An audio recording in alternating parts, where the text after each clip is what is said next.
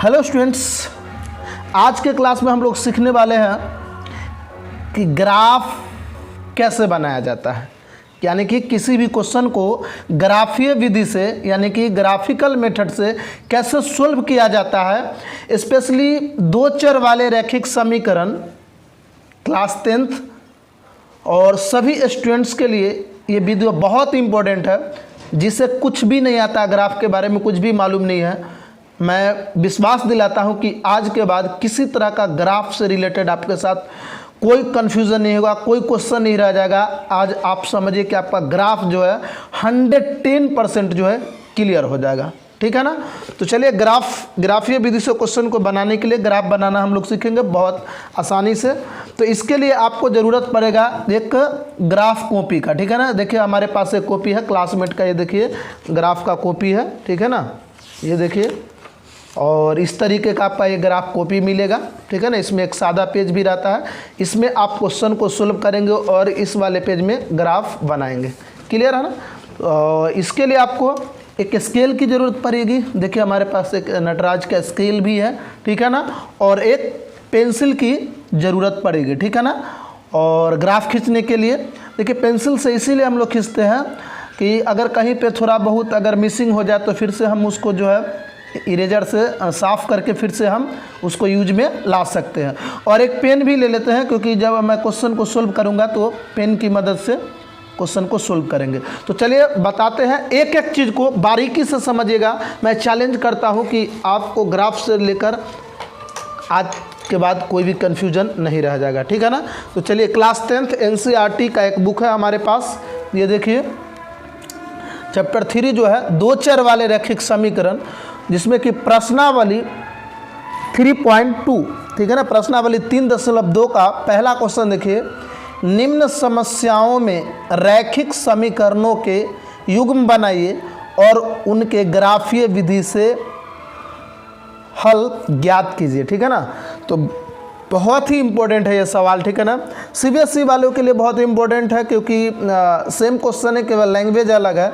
कहने का मतलब आप ग्राफ आज सीख रहे हैं। तो देखिए क्वेश्चन क्या कह रहा है। ऐसा है कि आपको एग्जाम में ना स्टूडेंट्स हो सकता है इस तरीके का वर्ड प्रॉब्लम क्वेश्चन नहीं दिया हुआ रहेगा, डायरेक्ट आपको दो इक्वेशन दिया हुआ रहेगा, उसी को बनाना है। लेकिन इसमें हम लोग का वर्ड प्रॉब्लम क्वेश्चन है, तो इसको पहले इक्वेशन बनाएंगे फिर सोल्व करेंगे। देखिए क्वेश्चन कह रहा है कि क्लास X कि कक्षा 10th, ठीक है ना, के 10 विद्यार्थियों ने गणित की पहली प्रतियोगिता में भाग लिया। क्लास 10th के 10 स्टूडेंट्स ने मैथ्स की पहली एग्जाम में अपियर हुए, भाग लिया। आपका तो यदि लड़कियों की संख्या लड़कों की संख्या से 4 अधिक है, यानी कि लड़की की जो संख्या लड़का से 4 ज़्यादा है, तो प्रतियोगिता में भाग लेने वाले लड़कों और लड़कियों की संख्या ज्ञात कीजिए। आपको यह बताना है कि इस कंपटीशन में कितने गर्ल्स अपियर हुए थे और कितने बॉयज़ अपियर हुए थे। Number of girls number of boys बताना है, जबकि टोटल स्टूडेंट्स गर्ल्स बॉयज़ मिला करके 10 है। क्लियर है। तो चलिए इसको बनाते हैं। ठीक है ना। तो चलिए एक पेज हम लोग ले लेते हैं ग्राफ का। चलिए एक न्यू पेज लेते हैं। देखिए ये पेज निकल चुका है। ठीक है ना। देखिए अब इसमें हम लोग आराम से पहले इक्वेशन बनाएंगे। इक्वेशन बनाने ग्राफ बनाने के लिए क्या सब ज़रूरी है उसके बारे में बताएंगे। तो देखिए सबसे पहले हम क्या करेंगे स्टूडेंट्स,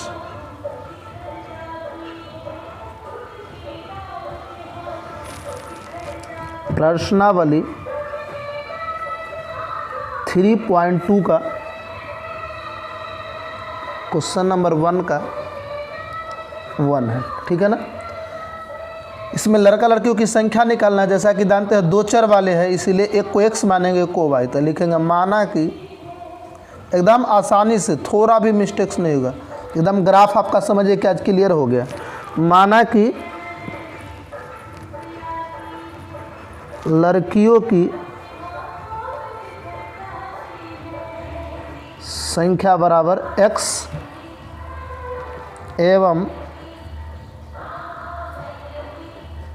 लड़कों की संख्या बराबर y। क्लियर है। लड़कियों की संख्या x और लड़कों की संख्या y। तो इसीलिए प्रश्न से अब हम जानते हैं कि गर्ल्स और बॉयज़ कि लड़का और लड़की दोनों मिलाकर के दोनों को प्लस करेंगे तो कितना स्टूडेंट्स है, 10 स्टूडेंट। तो x + y बराबर 10 आपका हो गया समीकरण 1। क्या हो गया, समीकरण 1। अब इस समीकरण 1 को आप इस रूप में बदलिए, y को हमेशा रखना है लेफ्ट में। ध्यान से समझिए, कोई भी ग्राफ के लिए आपको कोई क्वेश्चन आ जाए आपको यही अप्लाई करना है, ठीक है ना। y को रखना है लेफ्ट में, तो इसको मैं ऐसे लिख सकता हूँ, y बराबर 10, इधर +6 इधर आएगा तो -6, इधर +6 है ना, और राइट तरफ आएगा तो -6 हो जाएगा। आपको ट्रांसफॉर्मेशन जानते हैं, ठीक है ना। थोड़ा सा साउंड इशू हो रहा होगा, बगल में लाउड स्पीकर बज रहा है, लेकिन आपको उस पर केयर नहीं करना है, यहाँ ध्यान दीजिएगा। तो y बराबर हो जाएगा 10 - x हो गया, ठीक है ना। अब देखिए यहाँ क्या करना है कि ग्राफ को खींचने के लिए ध्यान से समझिएगा, आपको इस समीकरण के कम से कम 2 हल निकालने होंगे। ध्यान दीजिएगा, कम से कम 2 हल निकालने होंगे। अधिक से अधिक आप 3, 4, 5 कितने भी हल निकाल सकते हैं, लेकिन कम से कम एक लाइन ड्रॉ करने के लिए, एक ग्राफ खींचने के लिए एक लाइन खींचा जाता है, और लाइन खींचने के लिए इस समीकरण का 2 सॉल्यूशन चाहिए, 2 बिंदु चाहिए जिससे कि आप लाइन खींच सकते हैं, 2 पॉइंट चाहिए, ठीक है ना। तो इसके लिए कैसे पॉइंट बनता है तो इसको समझिए थोड़ा ध्यान से। तो इसके लिए हमको बनाना पड़ेगा भुज कोटि सारणी, ठीक है ना। लिखेंगे भुज कोटि सारणी, ठीक है ना। भुज कोटि सारणी जो है, भुज कोटि सारणी बनाएंगे, ऐसे बनेगा, इस तरीके का।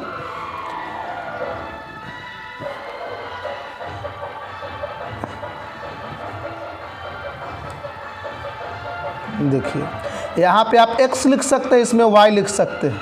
तो यहाँ पर लिखेंगे x और इसमें y, और y किसके इक्वल है, तो देखिए पूरा लिख सकते हैं, सिर्फ y भी लिख सकते हैं, ध्यान से समझिए।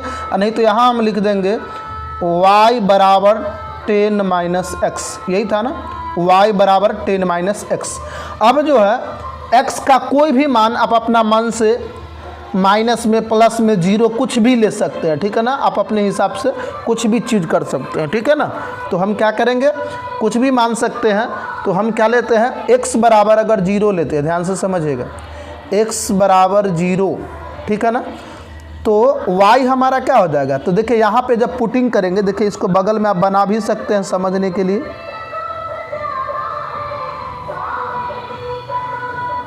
इसमें बना देते हैं x बराबर 0, तो y बराबर क्या होगा, यहाँ देखिए y बराबर क्या था 10 - x। तो x का मान हमने क्या लिया है 0, तो 10 में से 0 जाएगा तो क्या हो जाएगा 10 ही होगा ना। तो इसीलिए x बराबर 0 रखेंगे, यहाँ पे 0 रखेंगे तो 10 में से 0 जाएगा, यानी 10 में से 0 जाएगा तो 10 हो गए। यहाँ पर ये वैल्यू पुट कर देंगे, क्लियर है। अब देखिए यहाँ पे कुछ और भी मान सकते हैं, ठीक है ना। आप x का वैल्यू यहाँ पे कुछ भी ले सकते हैं, 1, 2, 3, 4, 5 कुछ भी ले सकते हैं। चलिए अगर मान लीजिए सपोज डेट हम यहाँ पे n बराबर क्या ले लें, आप ही कहिए, आप 10 ले सकते हैं, 5 ले सकते हैं, 1 ले सकते हैं, 2 ले सकते हैं, -2 ले सकते हैं, कुछ भी ले सकते हैं। चलिए अगर मैं यहाँ पे x बराबर 5 ले लूँ सपोज डेट, तो यहाँ पर देखिए x बराबर 5, तो इस चीज़ को समझिए, यहाँ पे x का मान 1, 2, 10, 0, -2 कुछ भी ले सकते हैं आप, खाली y गड़बड़ नहीं होना चाहिए। x बराबर 5, तो y बराबर क्या हो जाएगा 10 माइनस, देखिए यहाँ पे 10 - x है, और x का हमने क्या लेट किया है 5, तो 10 में से 5 गया 5। तो यहाँ पर जो है x बराबर 5 लिए तो y भी हमारा क्या आ गया 5 आ गया। कोई डाउट। तो इस तरीके से देखिए हम इस समीकरण के 2 हल निकाले, एक x 0 है तो y 10 है, और x 5 है तो y भी 5 है। तो इस समीकरण का 2 हल निकल गया। अब इसी तरीके से इक्वेशन सेकंड बनाएंगे और उसका भी भुज कोटि सारणी निकाल करके 2 हल निकालेंगे, ठीक है ना। तो अब लिखेंगे पुनः प्रश्न से। अब पुनः प्रश्न कह रहा था कि लड़कियों की संख्या यानी x जो है वह y से यानी लड़का से 4 अधिक है। देखिए बहुत आसान है, लड़की की जो संख्या है लड़का से 4 अधिक है, तो y बराबर हो जाएगा x बराबर हो जाएगा y+4, क्योंकि 4 ज़्यादा है। आप देखिए इसको ऐसे लिख सकते हैं, x इधर प्लस y है, अंदर में जाएगा तो -y, इधर क्या बचेगा 4। ये हो गया समीकरण 2, ठीक है ना। और मैंने क्या बोला था कि y को लेफ्ट में रखना है, y को लेफ्ट में रखना है, तो इसको आप ऐसे भी बना सकते हैं। यहाँ पे थोड़ा सा एरो लगा दीजिए, ठीक है ना, यहाँ पे भी। अब देखिए इसमें -y बराबर हो जाएगा 4, इधर +x है तो इधर आएगा तो -x हो जाएगा, ठीक है ना। पक्षांतर करेंगे तो इक्वेशन का रूल होता है, आपको पता है। अब इसको आप ऐसे भी लिख सकते हैं, माइनस कॉमन कर लिए, इधर से भी माइनस कॉमन करेंगे तो ये साइन बदल जाएगा। ये माइनस का x है तो प्लस का हो जाएगा, ये प्लस का है तो इधर आएगा तो माइनस का हो जाएगा, और ये माइनस ख़त्म हो गया। तो कुल मिलाकर हमारा y किसके इक्वल में आ गया, तो x-4 के, ठीक है ना। अब इसकी मदद से फिर से हम एक भुज कोटि सारणी बनाएंगे। चलिए बना लेते हैं भुज कोटि सारणी, ठीक है ना। चलिए इसको हम यहाँ पे बना लेते हैं, थोड़ा सा स्पेस का प्रॉब्लम है, कोई दिक्कत नहीं है, हो जाएगा। चलिए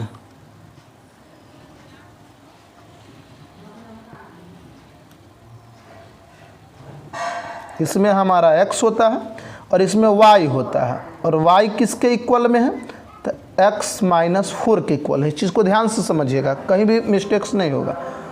अब देखिए इस इक्वेशन के, इस समीकरण के फिर से 2 हल निकालने होंगे। तो फिर से मैंने क्या बोला था कि x आप अपना मन से कुछ भी लेट कर सकते हैं, ठीक है ना। तो इमेजिन कीजिए कि x बराबर, अगर आपने देखिए यहाँ पे इसको भी इधर बना लेते हैं, x बराबर क्या ले ले, कुछ भी 10 ही लीजिए, 10, x बराबर 10, तो कुछ भी ले सकते हैं आप, इस चीज़ को समझिए। तो y हमारा क्या हो जाएगा, तो y बराबर हो जाएगा, x मैंने 10 माना, यहाँ पे 10 हो जाएगा, -4 हो जाएगा, 10 में से 4 गया, यहाँ पे क्या आ जाएगा 6। तो x हम जब 10 लिए थे तो y हमारा क्या निकला है, 6 निकला।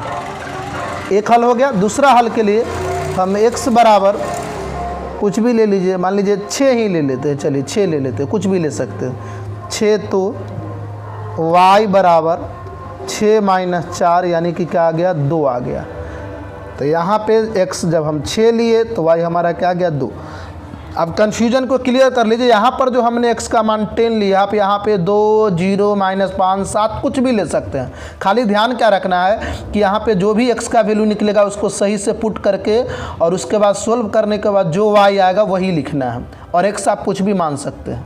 तो अब देखिए कि इक्वेशन फर्स्ट का और इक्वेशन सेकेंड का, ये देखिए दोनों का हमारा भुज कोटि सारणी कंप्लीट हो चुका है। ग्राफ खींचने के लिए यह टेबल जो है, भुज कोटि सारणी टेबल, ग्राफ टेबल जिसको बोलते हैं, ये बहुत ज़रूरी है। इसके बिना आप ग्राफ नहीं खींच सकते। देखिए इसमें भी मैंने समीकरण 2 का खींच लिया, समीकरण 1 का खींचा गया। अब देखिए आराम से ग्राफ कैसे ड्रॉ करेंगे, ग्राफ कैसे खींचेंगे। तो अब देखिए इसके लिए हमको क्या करना पड़ेगा, ये ग्राफ पेपर निकालना होगा, जैसा कि देखिए हम निकाल चुके हैं। अब देखिए इस ग्राफ पेज में आप अपने हिसाब से स्केल की मदद से क्या करेंगे, ये x और y 2 खींचेंगे। आप देख लेंगे यहाँ पे कि मैं ज़रूरत क्या है।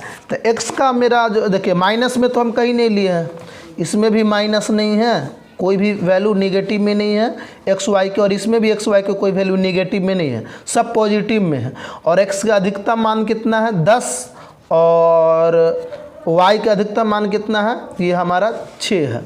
तो कुल मिलाकर 10 और 6 और माइनस तो चाहिए नहीं, तो उस हिसाब से हम यहाँ एडजस्टमेंट कर लेंगे। x हमारा माइनस में नहीं चाहिए तो इधर हम ले लेंगे ज़्यादा, क्योंकि इधर निगेटिव का मुझे ज़रूरत नहीं है, तो इधर कम स्पेस छोड़े हैं। और इसको ऐसे पेंसिल की मदद से ड्रॉ कर लीजिए, एक लाइन ड्रॉ कर लीजिए। चलिए दोबारा और थोड़ा हाई कर देते, हो गया। अब देखिए, अब इधर से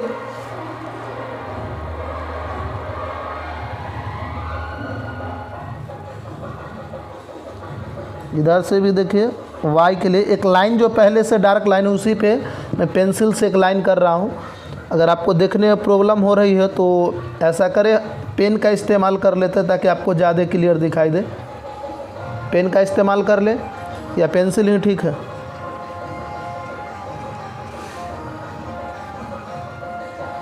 देखिए ऐसे इसको खींच लेना।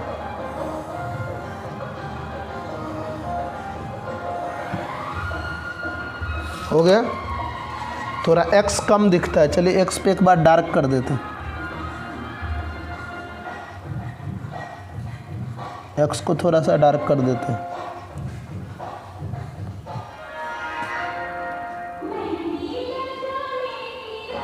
चलिए ध्यान से इसमें बारीकी से लाइन पे ड्रॉ करना है। चलिए थोड़ा सा डार्क हो गया। चलिए अब आपको पूरा समझ में आ रहा होगा। अब देखिए ये जो हमारा होता है, ये हमारा एक्स होता है और इधर होता है एक्स एक्सिस। देखिए इसको एक्स एक्सिस बोलते हैं, एक्स एक्स अक्ष, ठीक है ना। और यहाँ पे देखिए ये हमारा ऊपर में पॉजिटिव यानी वाई होता है और नीचे जो होता है हमारा वाई डैश होता है, ठीक है ना। अब जहाँ पे ये देखिए दोनों क्रॉस कर रहा है, ये हमारा मूल बिंदु होता है।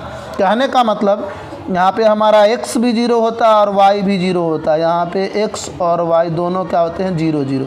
कुल मिलाकर के ये वाला पॉइंट जो है वह 0 है। यहाँ भुज और कोटि x y के दोनों वैल्यू क्या होते हैं 0। अब देखिए ये जो लाइन बड़ा बड़ा डार्क किया हुआ है, ये वाला दिख रहा होगा आपको, इसको हम 1 2 कंसीडर करेंगे, ठीक है ना।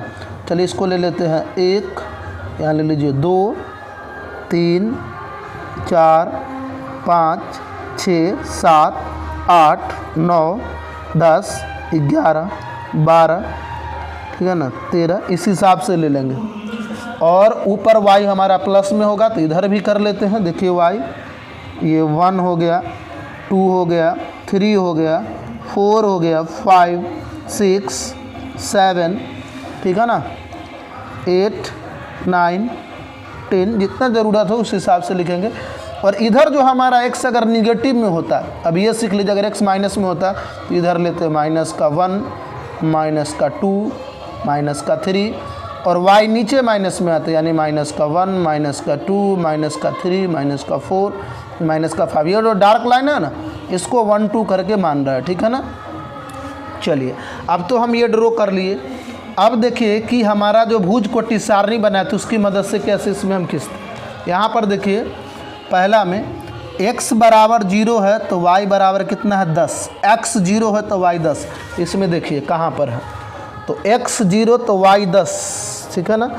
तो y हमारा यहाँ पे 10 है और ऊपर ले सकते हैं 11 12 जगह है तो हमारा y जो है वह 10 है। तो y 10 जो होता है तो लाइन पे ही होता है। x अगर 0 है ना तो अगला पॉइंट ठीक लाइन पे ही होगा। तो यहाँ पे ये जो है ये पॉइंट, चलिए इसको थोड़ा सा ऐसे कर दीजिए ताकि पता चले कि हमने पॉइंट लिया है। ये हो गया x बराबर क्या है 0 और y बराबर 10। अब दूसरा देखिए, मैं बोला था 2 हल, तो एक पॉइंट तो हो गया। दूसरा x बराबर 5 है तो y बराबर भी 5 है, यानी x y दोनों 5 है। तो इसको समझिए कैसे होगा। तो x बराबर 5 तो ये है और y बराबर 5 ये है, तो इसके सामने और इसके सामने देखिए दोनों 5 5 यहाँ पे होगा। ध्यान से देखिएगा तो आपको समझ में आएगा कि यस। देखिए x बराबर 5 और y बराबर भी 5। तो हमारा ये 2 बिंदु जो है 2 पॉइंट निकल गया। मैंने जिक्र किया था कि एक लाइन ड्रॉ करने के लिए 2 पॉइंट चाहिए, तो हमारे पास दोनों पॉइंट मिल चुका है। अब इस दोनों पॉइंट को बारीकी से मिला लीजिए, ठीक है ना। इसको आराम से क्या करना है, मिला देना है, कहीं से कोई दिक्कत नहीं होनी चाहिए, ठीक है ना। आप लोग समझ रहे होंगे कि क्या कर रहा हूँ, ठीक है ना। इसको मिला देना है। चलिए इसको इस तरीके से ये देखिए लाइन को ऐसे खींच दें, ठीक है ना। अब इस पॉइंट को शो भी करना है कि यह कितना है, तो हमारा 0 और 10 है और ये हमारा जो है x भी 5 है और y भी 5 है। अच्छा, कौन सा समीकरण का है वो भी लिखना बहुत ज़रूरी है। तो ये हमारा था, ध्यान से देखिएगा कि x प्लस y बराबर 10, यही कहा था ना, x प्लस y बराबर 10। इस इक्वेशन का मैंने ग्राफ खींचा। अब देखिए सेकेंड समीकरण 2 का जो हम लोगों ने बनाया था, ये भुज कोटि सारणी, नीचे देखिएगा यहाँ ध्यान से, इसमें x बराबर है 10 तो y बराबर है 6। इसका भी ग्राफ लाइन खींचेंगे, x बराबर 10 तो y बराबर 6। तो यहाँ पर देखिए x का मान लेंगे 10, ये देखिए, और y बराबर 6, ये देखिए। तो 10 और 6 के सामने ध्यान से देखिएगा, ये रहा, ये देखिए, देखिए ना। तो यहाँ पे हम लोग जो है इसको थोड़ा सा ऐसे हाईलाइट कर देंगे। देखिए x बराबर 10 है और y बराबर 6 है, ठीक है ना। और दूसरा जो हमारा था, देखिए ये वाला, x 6 है तो y 2 है, x बराबर 6 है तो y बराबर 2 है। तो ये देखिए x बराबर 6 तो y बराबर 2, ये रहा, ठीक है ना। ध्यान से देखिए, x बराबर, x का मान 6 लेंगे और y का 2 लेंगे, तो ये यहाँ पे, ठीक है। तो देखो 2 पॉइंट फिर से मिल चुका है सेकेंड समीकरण का। अब इस दोनों को स्केल की मदद से आराम से क्या करेंगे, मिला देंगे, ठीक है ना। ध्यान से इस तरीके से मिलाएंगे कि अलग ना हो, बिल्कुल वो जो दोनों बिंदु है बिल्कुल एक लाइन में आ जाए। इस तरीके से देखिए ऐसे खींच देंगे, समझ रहे होंगे, ऐसे मिला के खींच देंगे। फिर से इसका भी आपको शो करना पड़ेगा कि कौन सा पॉइंट है। तो ये हमारा था x बराबर था 10 और y बराबर 6। पहले जो है ना x लिखा जाता है, ठीक है स्टूडेंट्स। अब देखिए ये हमारा बिंदु क्या था, तो x बराबर 6 है और y बराबर हमारा 2 है, ठीक है। और कौन से समीकरण का वो भी लिखना पड़ेगा, चलिए यहाँ लिख देते हैं। ये हमारा था सेकेंड समीकरण, I mean x minus Y बराबर 4 का ग्राफ। इससे ये पता चलता है कि ये किसका लाइन है और ये किसका लाइन है। देखिए दोनों तरफ मैंने समीकरण लिख दिया था, ये इसका है और नीचे से ये वाला इसका है। अब देखिए अब सबसे इंपॉर्टेंट चीज़ है, हम लोग आंसर की ओर बढ़ चुके हैं। अब जो है सबसे मेन चीज़ है, दोनों लाइन कहाँ पर एक दूसरे को इंटरसेक्ट कर रहा है, किस पॉइंट पे एक दूसरे को प्रतिच्छेद कर रहा है, काट रहा है। इस चीज़ को समझिए कि दोनों रेखा जो आपने खींचे, वो दोनों रेखा देखिए एक जगह पे क्रॉस कर रहा है, एक दूसरे को प्रतिच्छेद इंटरसेक्ट कर रहा है किसी एक एग्जैक्ट पॉइंट पे। तो देखिए दोनों जो है लाइन, दोनों समीकरण का ग्राफ जो है यहाँ पे देखिए, ध्यान से देखिएगा, इस जगह पे आकर के दोनों क्रॉस कर रहा है, प्रतिच्छेद कर रहा है। तो यही पॉइंट जो है हमारा आंसर हो जाएगा। जहाँ पे दोनों लाइन इंटरसेक्ट कर रहा है वही हमारा आंसर हो गया। बहुत इंपॉर्टेंट चीज़ है। तो देखिए अब ध्यान दीजिए, यह पॉइंट जो है वो क्या है, तो इसका एक्स देखेंगे, तो यह जो है एक्स बराबर ये देखिए 7 है, 7 के सामने है, और y बराबर कितना है, 3 है।